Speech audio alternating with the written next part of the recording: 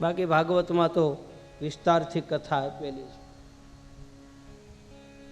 મેં પહેલાંય કહ્યું છે કે તમે હમણાં જ કીધું છે કે આગળ બહુ વધી ગયા પછી સાધનાના પંથ ઉપર કોઈ સંત દ્વારા પરીક્ષા થાય. ગ્રસ્તાશ્રમ કેવો સુંદર ચાલે છે, બે જણા કઈ રીતે રહે છે, એ ઓચિંતાના કોઈ સંત કે કોઈ સદગુરુ મારા ને તમારા ઘરે આવી અને તમારા બેયના વિચારો જાણી લે કે આ કેવી રીતે જીવન જીવે છે.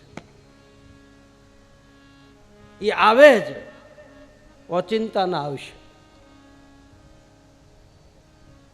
સદગુરુ દુર્વાસા ઋષિ દ્વારકાની અંદર આવ્યા છે. ભગવાન કૃષ્ણને ખબર પડે દ્વારકાનો માલિક, સોનાની દ્વારકાનો ભગવાન, દ્વારકાધીશ સ્વયં ભગવાન એક સંતને લેવા માટે સમુદ્રના કિનારે આવે છે. ભગવાન દ્વારકાધીશ રૂક્ષ્મણી આખો યદુવંશ દુર્વાસા ઋષિના હાથ જોડીને કહે છે કે બાપજી, મારા સદભાગ્ય ગણાય કે આપ જેવા બ્રાહ્મણ દેવતા, આપ જેવા ઋષિ મુનિ આપ મારા ઘરે પધાર્યા, મારો ગ્રસ્ત આશ્રમ સફળ થાય છે. પધારો બાપજી, શું તમારી સેવા કરું? દુર્વાસા ઋષિએ વિચાર કર્યો, લાવીને આને જોઈ લો કે આના ભીતરમાં કેટલો પ્રેમ છે કે નહીં. આ દેખાવ કરે છે, દંભ કરે છે, મને હારું લગાડવા કરે છે. એટલે ભગવાન દુર્વાસા ઋષિએ કહ્યું છે કે હે ગોવિંદ, આ રથના ઘોડા છે ને, ઘોડાઓને કાઢી નાખો અને તું તારા ઘરના બે રથમાં જૂતો અને પછી હું રથમાં બેહું અને તમે રથ તાણીને મને દ્વારકા લઈ જાઓ તો તમારા ઘરે આવું. વિચાર કરો, સદગુરુની કેટલી કિંમત હશે, હા, સંતની કેટલી કિંમત હશે, સાધુની કેટલી ઇજ્જત હશે. ભગવાન કૃષ્ણએ રૂક્ષ્મણીની સામું જોયું એટલે માતાજીએ જરાક મોઢું બગાડ્યું. જાહેરમાં તો બોલાય નહીં. આપણા ઘરે કોઈ સંત સાધુ આવ્યા હોય ને પછી બેનને ન ગમતો હોય તો જાહેરમાં તો ઓલાને કાંઈ કહેવાય નહીં, અથવા ઓલાનું મોઢું બગડે તો જાહેરમાં જ કાંઈ કહેવાય નહીં. પણ ખબર પડી જાય કે આનો ભાવ છે, કે આના કપાળની રેખાઓ, કે આનો વિચારો, કે આની હલનચલન ઉપરથી ખબર પડી જાય કે આપણે આવ્યા છીએ પણ આને ગમતું નથી. એ ખ્યાલ આવી જ જાય. તમે ગમે એટલું છુપાવો તોય. અને કહેવત છે ને, પાપ પીપળે ચડીને પોકારે. તમે જેમ દબાવો ને એમ એ ઉપર આવે. એ ભાઈ આમ જો, હોનું રાખવાની તિજોરી બની, પૈસા રાખવાના પાકીટ બન્યા, ઘઉં ભરવાના કોઠારો બન્યા, ટીપણા બન્યા, બધું રાખવાનું બન્યું, શરીરને ઢાંકવાના કપડાં થયા, બધી વસ્તુને હાંસવા માટે પેકિંગ તૈયાર થયા, ડાબલી, પટારા, તિજોરીઓ તૈયાર થઈ. પાપને હાંસવાની ક્યાંય ડાબલી છે? ક્યાંય મળે? પાપને હંઘરો કરવાની ક્યાંય ડાબલી છે? જો એ મળતી હોય તો આપણે લઈ આવીએ એમ છે ક્યાંય? તમે એને જ્યાં નાખો ને, જ્યાં દાટો ને ત્યાં ઉકેરો કાઢે. પાપ છે ને ઉધી જેવું છે, એ માલપાથી ઉકેરો કાઢે, ઉધી બહારથી ન કાઢે.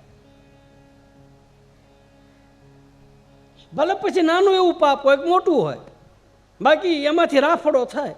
એક ઉધીમાંથી મોટું આમ ઘર થઈ જાય, ઠોલી નાખે અને એ ધૂળ કરી નાખે. ધૂળ ઉધઈ લાગી જાય એટલે પૂરું.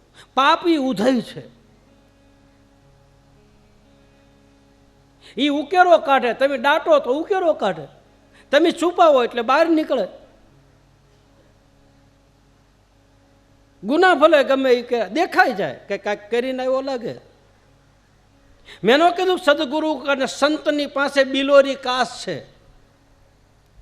આજ્ઞો કાસ છે એની પાસે, આર પાર દેખાય એવો કાસ. એની આંખોની માલપા એવા નૂરના કાચ ભરેલા છે.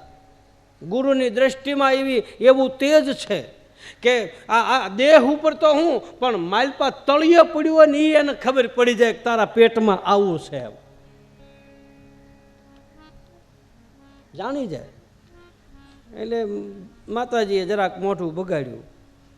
ભગવાનને ગમ્યું નહીં. ભગવાનને ઈશારો કર્યો કે આપણો બાપ છે, ગુરુ છે, તમે આવું ન કરો. આપણા આંગણે અતિથિ છે, સંત છે, અને આ ક્રોધી છે. દુર્વાસા ઋષિનો ક્રોધ એટલે 88,000 ઋષિ મુનિમાં ત્રણ ઋષિ એવા થયા ક્રોધાવેશમાં. એક વિશ્વામિત્ર, એક પરશુરામ ને એક દુર્વાસા. 60,000 વર્ષનું તપ છે ને એક ઘડીકમાં ખોઈ નાખે, ઘડીકમાં ડટ્ટન સો પટ્ટન કરે. એનાથી બધા બીતા. એટલે ભગવાન કૃષ્ણએ કીધું કે આ મારો બાપ છે હો, દેવી રહેવા દો. હવે જોયો તમારો બાપ. માતાજી આમ મોઢું બગાડ્યું. આવો તમારો ગુરુ. રથમાં જોડવાનું કે આવા ગુરુને શું કરવા? આમ આમ આમ મનોમન આવી વાતો કરે. જાહેરમાં જ કહેવાય નહીં તો બાપુ સાંભળી જાય. એટલે ભગવાને કીધું જે હોય દેવી, એ ક્યાં જાજાદી રહેવાના છે? આપણા આંગણે આવ્યા તો રથમાં જૂતો, રથમાં જૂત્યા. ગુરુ પ્રત્યે શંકા થઈ એટલે પહેલો ગુનો તો થયો. ગુરુનો દ્રોહ થયો, બ્રાહ્મણનો દ્રોહ થયો, પછી ગ્રસ્તાશ્રમમાં રહ્યા એટલે એના ધણીનો દ્રોહ થયો. આ 3 ગુના કર્યા માતાજી. હજી તો એ રથમાં બેઠા નથી ત્યાં 3 દોષ લાગ્યું પડી ગયા. ઘણી વખત આપણને ખબર નથી હોતી ને દોષ લાગી જાય. આપણને એમ હોય છે કે આપણે સારું કરતા હોય પણ મારી પાસે એવું દોષ લાગે એવું કર્મ થઈ જતું હોય એટલે આપણે ભોગવવું પડે છે. બહુ ઝીણી નજરેથી હાલીએ ને તો જ આ માર્ગ ઉપર હાલા એવું છે. નકર તો ડગલે ને પગલે આમાં દોષ ભર્યા છે. એટલે 3 દોષ માતાજીને લાગ્યા. રથમાં બેઠા ને એમાં રથ હાંકે છે ને ઘડીક આમ જાય ને ઘડીક આમ જાય. રથની જે દાંડલી છે ને એ દુર્વાસા ઋષિના માથા રે ભટકાય. 2-3 વખત તો સહન કર્યું પણ ગુરુને એમ લાગ્યું કે આને દંડ નહીં આપું ને તો આનો ગ્રસ્તા આશ્રમનો માર્ગ જે છે આ પંથ ઉપર જે હાલ્યા જાય છે આ 2 પૈડ્યા, અને આ જો હું આને દંડ નહીં આપું તો આનો રથ કદાચ આડાઅવળો વયો જાય. કારણ કે આના રથની લગામ મારા હાથમાં છે. ગ્રસ્તા આશ્રમ સુંદર રાખવો, પવિત્ર રાખવો, એ ગ્રસ્તા આશ્રમમાં શાંતિથી 2 જતી અને સતી 2 એનું જીવન ઉજ્જવળ જીવે એ લગામ સદગુરુના હાથમાં હોય છે. જો મારા બાળકનો રથ આડાઅવળો થાય તો કાલ કોક એમ કહે છે કે એ તમારા હાથમાં લગામ હતી અને તમારા બાળકનું ગાંડું ઊંધું પડ્યું તો મને દોષ લાગે. આ ગુરુની બહુ મોટી ભૂમિકા છે, ધ્યાન દેજો. એ દરેક ગ્રસ્તા આશ્રમીના એના ઘરનું ધ્યાન રાખવું પડે છે સદગુરુને.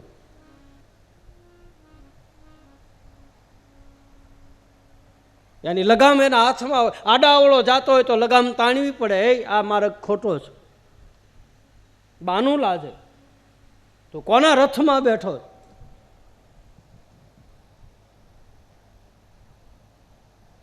એટલે દુર્વાસા ઋષિ કહે છે જો નહીં આને દંડ આપું તો આનો ગ્રસ્તાશ્રમ બગડી જાય, અને આની ગ્રસ્તાશ્રમ બગડી જાય તો આની સતની વેલડીએ સતના ફળ નહીં લાગે. એની પેઢીએ પાછા એવા વ્યક્તિઓ ઉત્પન્ન થાય જે ધર્મની ઉપર નહીં હાલે, જે શાસ્ત્રોને નહીં માને, જે મહાપુરુષોને નહીં માને, જે ગુરુ પ્રણાલિકાને નહીં માને, જે ધર્મને નહીં. આવી પ્રજા ઉત્પન્ન થાય. અને જો એવી પ્રજા ઉત્પન્ન થાય તો ધર્મનું ખંડન થાય. એટલે સદગુરુની એક આ ભૂમિકા છે. પોતાના સાધકના રથને આડાઅવળો ન જાય. ભગવાન કૃષ્ણએ કીધું નહીં, હે અર્જુન, તારા રથની લગામ મારા હાથમાં સોંપી દે, તારો રથ ચલાવું, તારા રથને આડાઅવળો જવા ન દઉં. પણ ધ્યાન રાખજે અર્જુન, હું લડીશ નહીં. લડવું પડે તારે. ગ્રસ્તા આશ્રમમાં પ્રવેશ કર્યા પછી ગુરુ રથ હાંકે, એના હાથમાં લગામ રહે, પણ આપણે કર્મ તો આપણે જ કરવું પડે. હા, રથને આડાઅવળો ન જવા દે, કોઈ ખાડામાં ન પડવા દે, કોઈ એવા માર્ગ ઉપર ન જવા દે. એટલે તરત લગામ તાણીને એમ કે હે, આ માર્ગે કેમ જાસ? પાછો વળે, આ મારા ઘાસો નથી. આ રામદેવજી મહારાજ ઘોડીલા ઉપર બેઠા છે તો ઘોડાનું તો એક પ્રતીક છે. ઘોડો એટલે પવન થાય, પવન એટલે વાયુ, વાયુ એટલે શ્વાસ, શ્વાસ એટલે આત્મા. એ મનરૂપી ઘોડા ઉપર ભગવાન બેઠા છે. એ મનન તમને બતાવે છે કે તમારા મનરૂપી ઘોડા ઉપર હું બેસી જાઉં અને તમારી લગામ મારા હાથમાં સોંપી દો, પછી તમારે જે કરવું હોય એ કરો, પહેલાં મને સોંપી દો. એટલા માટે ઘોડીલા ઉપર બેઠા, મનરૂપી ઘોડા ઉપર સવાર થયા. ભગવાન કૃષ્ણ રૂક્ષ્મણીને સમજાવે, દેવી આવું ન કરો. અને ગુરુએ જોયું કે હવે બહુ આ કાંઈ માને એમ નથી, આને દંડ દેવો પડશે, એટલે રથમાંથી નીચે ઉતરી ગયા. હજી દ્વારકા પહોંચ્યા નથી.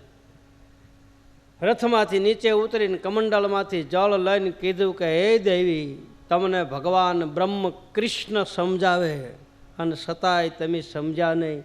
તમારા ઘરે સદગુરુ આવ્યા, તમારા ઘરે બ્રાહ્મણ દેવતા આવ્યા, તમને આટલો બધો એ મનથી તમને ઈશારાથી સમજાવે છે, છતાંય તમે સમજ્યા નહીં. આ દોષ તમને લાગ્યો, એનો દંડ તમને આપવામાં આવે છે કે તમે આમ જોવા છતાંય આંધળાની જેમ હાલો છો તો જાઓ, તમારો બીજો જન્મ અંધ બનશો.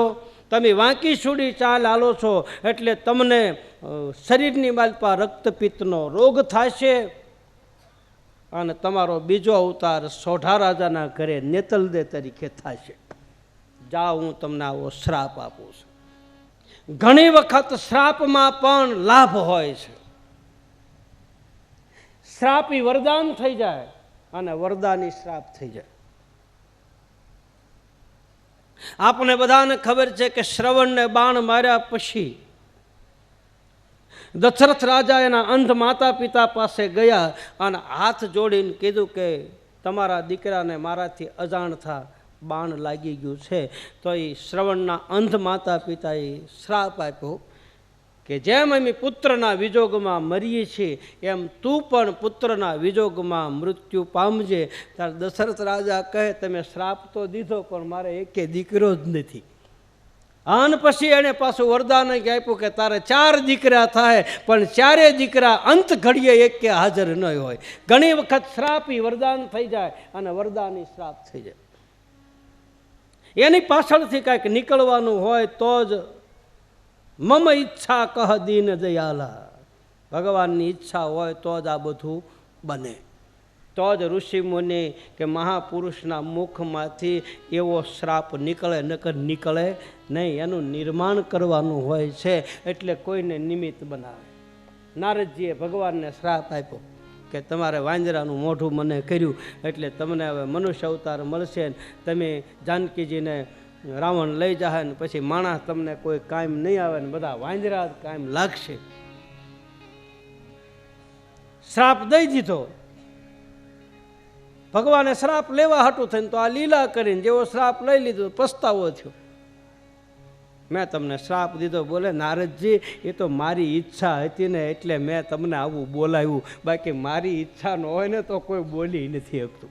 મમ ઈચ્છા કહ દીન દયાલા, તમને નિમિત્ત બનાવ્યા. મારે અવતાર લેવો હોય તો લેવો કેમ? તમારા જેવા સંત શ્રાપ આપે તો જ મારે અવતાર લેવાય ને. સંતનું માધ્યમ વધાર્યું, ગુરુનું માધ્યમ વધાર્યું. સંતના વેણના ગુરુના વેણ કોઈ દી અફળ જાય નહીં. ભગવાન કહે તમારું વેણ માણસનો અવતાર તો હું રઘુવંશમાં અવતાર લેવાનો જ છે, પણ તમારી વાટે જ હતો. ક્યારે તમે હરાપ આપો ને ક્યારે હું જાઉં. એટલે માતાજી હાથ જોડીને દુર્વાસા ઋષિને કહ્યું છે, બાપજી તમારો શ્રાપ તો મને આપ્યો છે, પણ તમારો શ્રાપ હું માથા ઉપર લઈ લઉં, પણ મારો ઉદ્ધાર ક્યારે થાય? મારા શરીરમાં રક્તપિત્તનો રોગ થાય, આંખે અંધ. એ વખતે દુર્વાસા ઋષિ એમ કહે છે કે મરુધરામાં અજમલજી મહારાજને ત્યાં આ ભગવાન દ્વારકાધીશ સ્વયં રામદેવ બનીને આવશે અને એના હક પણ તમારી આરે થશે. અને સોઢા રાજાને ત્યાં એ મંડપમાં હથેવાળે તમને પરણવા આવશે. અને જે દિવસે તમારો હાથ ભગવાન કૃષ્ણના હાથમાં જાહે તે દિવસે કંચન જેવી કાયા થશે. જાઓ, મારું વતન. એ જ રૂક્ષ્મણી બીજા જન્મની માલપા નેતલદે બને. આગલા જન્મમાં જાનકીજી, બીજા જન્મમાં રૂક્ષ્મણી અને ત્રીજા જન્મની માલપા નેતલદે બને. એક કથા એવી પણ બતાવે કે નેતલદે ના પિતા દલપતસિંહ સોઢા એમને સંતાન ન હોય અને હિંગળાજમાંની પ્રાર્થના કરે, માં હિંગળાજની ઉપાસના કરે. માં હિંગળાજ એના કુળદેવી છે અને માં હિંગળાજ 9 દિવસ સુધી નવરાત્રિનું અનુષ્ઠાન કરી અને 9મા દિવસે માં હિંગળાજ એના ઉપર પ્રસન્ન થાય અને કહે છે કે માગો સોઢા રાજા, તમને હું શું આપું. એ વખતે હાથ જોડી રામદેવ કથાની માલપા ભાઈ આ ઇતિહાસમાં અમર રહે એવા શબ્દો દલપતસિંહ બોલ્યા છે. કોઈએ ન માગ્યું હોય એવું માગે, ધ્યાન દેજો બરાબર. હે માં, તું જો મને પ્રસન્ન થઈ હોય તો મારે દીકરો નથી જોતો, મારા ઘરે તારા અંશ રૂપી દીકરી જોઈ છે. આજથી 850 વર્ષ પહેલા દીકરીઓ માગી, મારા ઘરે દીકરી આવે. ફરી એકવાર કહી દઉં, દીકરીઓની માંગણી આજથી 800 વર્ષ પહેલા દલપતસિંહ સોઢાએ રામદેવજી મહારાજના સસરાએ માગી અને આપણે અત્યારે દીકરીઓને કાપી છે. આપણે ભ્રૂણ હત્યા કરીએ છીએ. દીકરી હોય તો બીજાનો દીકરો આપણા ઘરે આવે. આપણે દીકરાને પરણાવવો છે, હારી વહુ જોઈ છે, ભણેલી ગણેલી દીકરી જોઈ છે, પણ ગર્ભની અંદર રહેલી દીકરીઓને તો મારી નાખવી છે. વહુ હારી જોઈ છે, દીકરીઓને બચાવી નથી. દીકરીઓને બચાવો તો વહુ હારી મળે. આ સોઢા રાજાએ માગ્યું, મારા ઘરે દીકરીનો જન્મ થાય અને કહે છે કે એ હિંગળાજનો અંશ અવતાર, ભગવતીનો અંશ અવતાર એ બીજા જન્મની માલપા નેતલદે તરીકે બને. અને નેતલદે શરીરે રક્તપિત્તનો રોગ છે, આંખે અંધ છે, કાયા વિકૃત થયેલી છે. દરેક જીવ જન્મે ત્યારે એના શરીરમાં વિકૃતિ ભરી જ હોય છે. દરેક જીવને રક્તપિત્તનો રોગ હોય જ. કામ, ક્રોધ, મદ, લોભ, મોહ, રાગ, દ્વેષ, ઈર્ષ્યા, આ બધું રોગિષ્ટ શરીર. નેતલ એટલે જીવ થાય અને દરેક જીવ અંધ હોય છે. જ્ઞાનરૂપી આંખ તો સદગુરુ જ્યારે એનો સંબંધ બ્રહ્મની હારે બાંધે ત્યારે જ આ જીવને જ્ઞાનરૂપી આંખ્યું મળે છે. ત્યાં સુધી હું તમે બધા આંધળા જ છે. આનો આધ્યાત્મિક કથા એ થાય, આનો અર્થ એ થાય. નેતલ એટલે જીવ, એ અંધ હોય જ. જ્ઞાનનો પ્રકાશ સદગુરુના ચરણમાં ગયા પછી આપણને જ્ઞાન પેદા થાય. ત્યાં સુધી તો આપણે નથી કહેતા અજ્ઞાની જીવ છે, અંધકારમાં છે. અને એ સંબંધ રામની હારે જોડાય, શિવની હારે જોડાય, કૃષ્ણની હારે જોડાય, ગુરુ તત્વની હારે સંબંધ જોડાય તો ઓટોમેટિક આપણે દેખતા થાય. અને એક વખત ન્યા અંજવાળું થઈ જાય ને ભાઈ, પછી જિંદગીમાં કોઈ દે અંધારું થતું નથી. એમ સંતો મહાપુરુષો બતાવે કે સદગુરુ શરણમાય મારે કાયમ દિવાળી. સદગુરુ શરણમાય મારે કાયમ દિવાળી. કદીએ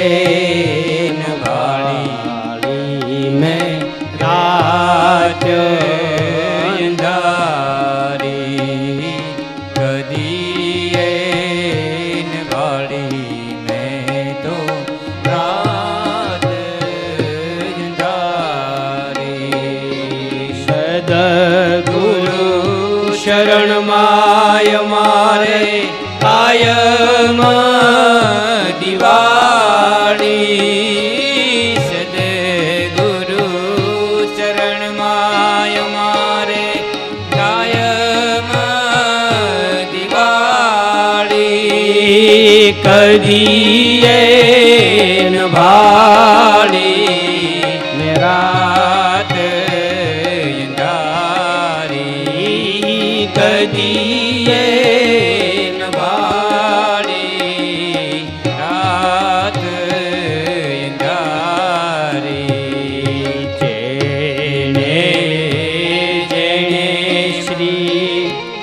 રામને સમરિયા જેણે જેણે શ્રી રામદેવ સમરિયા એના ભવસાગરના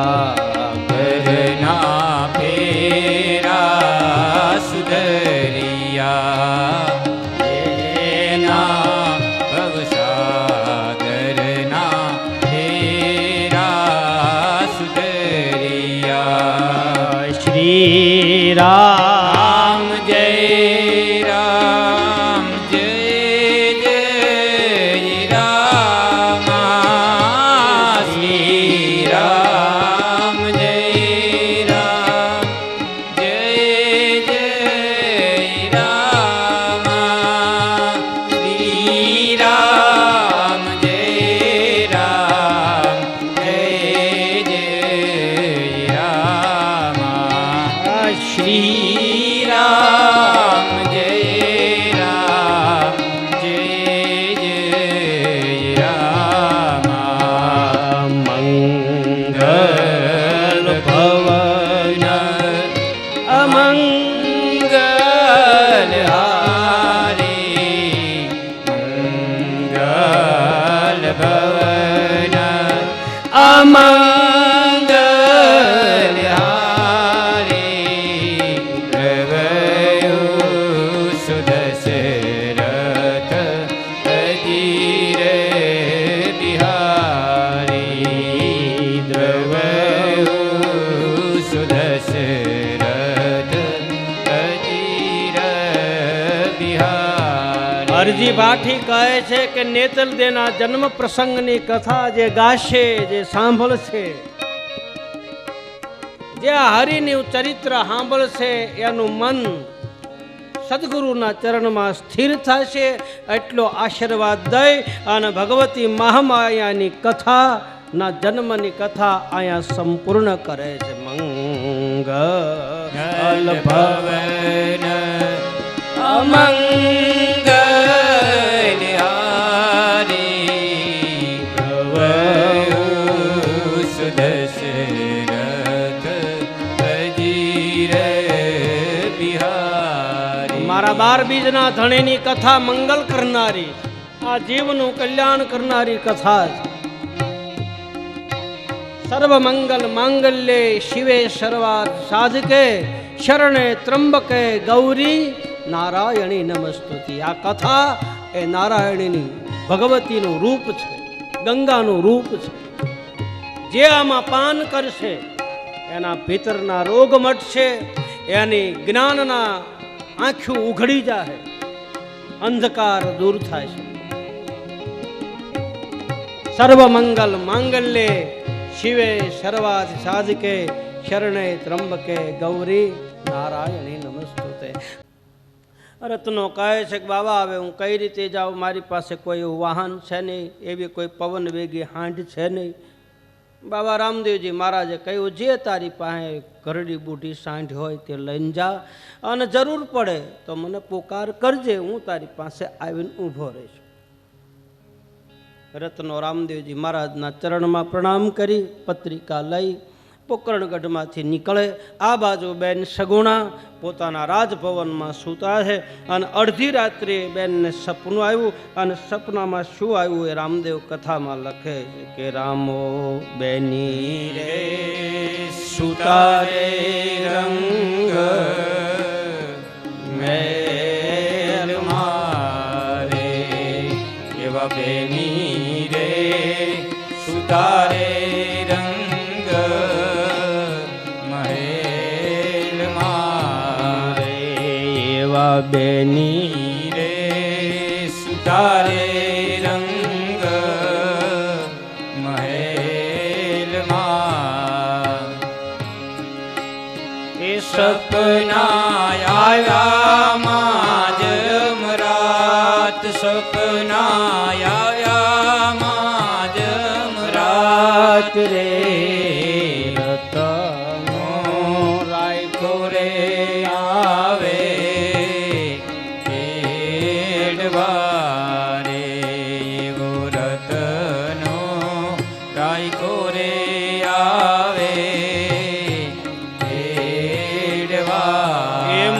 મૈયરમાં પરણે રામદેવ ભાઈ, મૈયરમાં પરણે રામદેવ ભાઈ રે બેની રે સુતારે રંગ મહેલ મારે એવા બેની રે એ સુતારે રંગ મહેલ મારે. અડધી રાત્રિ થાય ઊભા થઈ અને સાસુમાની પાસે જઈને કહે છે કે માં, મને આજ અડધી રાત્રિએ સપનું આવ્યું છે, પિયરમાં મારા ભાઈ રામદેવજીના વિવાહ છે, તમે રજા આપો તો હું લગ્ન કરવા જાઉં.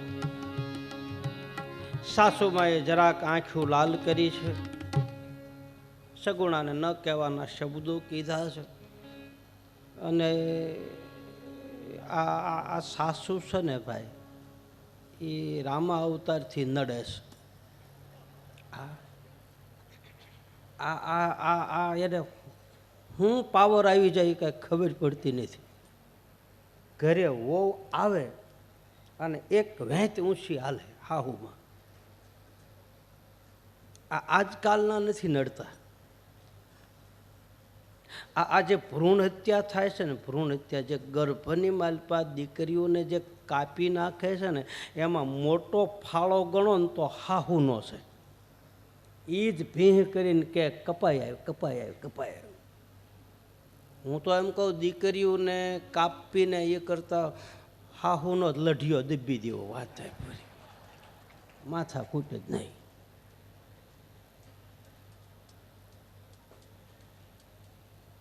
સીતાજીને વનમાં કોને મોકલ્યા? હે, કઈ માં એનું શું થાય? આ સગુણા રામદેવજી મહારાજના બેન છે અને 20 વર્ષ દુઃખ આપ્યું એના હાહુ. 20 વર્ષ સુધી પીરમાં જવા ન દીધી. એટલે આ એ વખતથી બધું આ થોડું માલપા હાહુને થોડોક પાવર તો છે જ. કોનો પાવર હોય એ ભગવાન જાણે, એ તો એ હાહુ ને વહુ જાણે. વહુ કરે છે આપણા ઘર વાત, હોવે વગોયા મોટા ખોરડારેલો. વહુ કરે છે આપણા ઘરની વાત, વગોયા મોટા ખોરડારે. કાંઈ ન હોય, વહુના વગોણા હાહુ કરે. વહુ હાહુના વગોણા કરવા નથી જતા.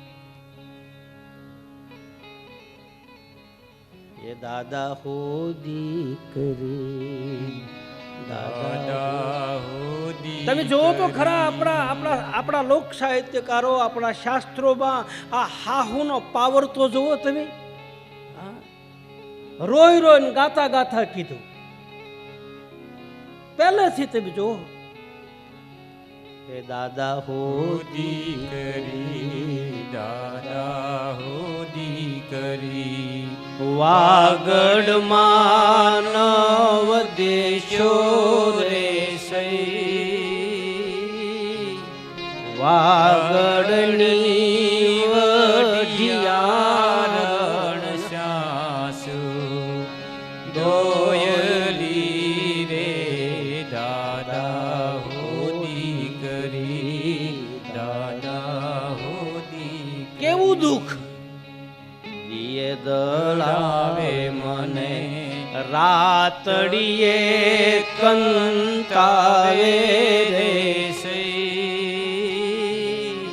પાછલા રે પરોઢીએ પાણી મોકલે રે. દાદા હો દીકરી, દાદા હો દીકરી. આવનાર દીકરીને કોઈ દી દુઃખ ન આપવું. એ કોકની દીકરી છે અને આપણી દીકરી કોકના ઘરે તો જાશે જ કે નહીં જાય.